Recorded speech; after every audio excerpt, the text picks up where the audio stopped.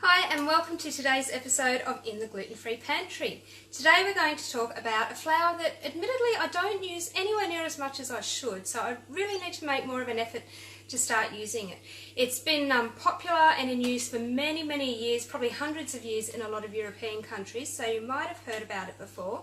And I really love it because it's full of mood boosting nutrients. So what is our awesome gluten-free flour that we're talking about today?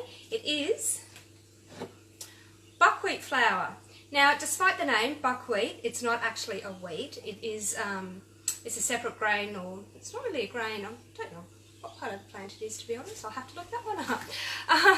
But I really like it. So it's a similar weight, I guess, if you like, to teff, in that if you bake something wholly and solely with buckwheat flour, it will be a little bit on the heavy side. So you'll probably find in most recipes that it tends to be mixed with something. So the most common or most popular recipe for buckwheat flour that I've ever come across is blinis, which basically are just little pikelets. And they're usually served in a savoury manner with something like smoked salmon on them. So very tasty. Again, it's really easy to find. You can get this in any health food shop and a lot of supermarkets, although admittedly not in my supermarket. I have to go to the health food shop to buy mine, so thanks Go Fighter. Now, buckwheat flour, why do I love it? Well, it is packed with goodness. So it's about 10% fibre, so fibre is always a good thing. And again, it's another thing that sadly is lacking from a lot of the gluten-free flour packet mixes that you buy, like your normal baking flours and that kind of thing. So really good for that. And it's also a good source of protein. Now, one of the things I really like about this one is if you look at the amino acids, which are the little building blocks of protein, two of them really stand out that are high in buckwheat flour. So one of them is tryptophan, which you may have heard of before. Now, tryptophan is really important because it's a precursor to serotonin. And serotonin is one of the chemicals that your body makes that helps to feel good. It makes you smile, makes you feel happy, makes you feel content. And on top of that, serotonin then goes on and gets converted by the body to become melatonin.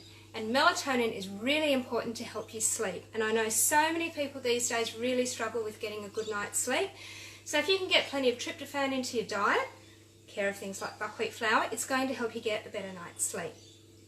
Now, the other thing I really like about it is it's got lots of B vitamins, which again are really important for your body to make your neurotransmitters. And your neurotransmitters are basically the chemicals that your nervous system puts out. So they help you to feel good and help you to feel happy.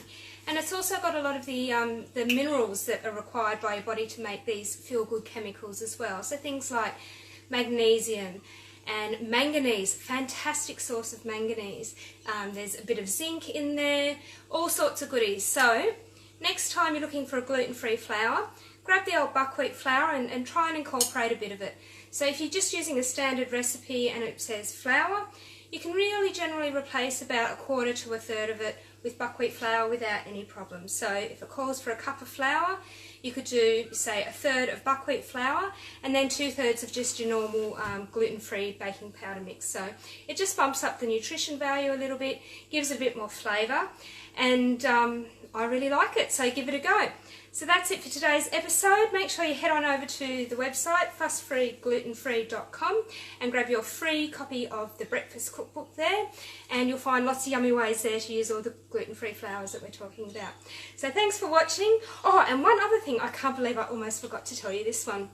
Another fabulous thing about buckwheat flour, which is why I should be eating it right now, is it's a really good source of lysine. And lysine is that thing that you take when you get cold sores like I have. Hence why I haven't been wearing makeup the last few days. So I've got to go and make myself some blinis, I think. I'm going to tuck into these, make my cold sore go away, make myself feel really good and happy, and I'll have a great night's sleep. Thanks for watching, and I'll see you again tomorrow. Bye!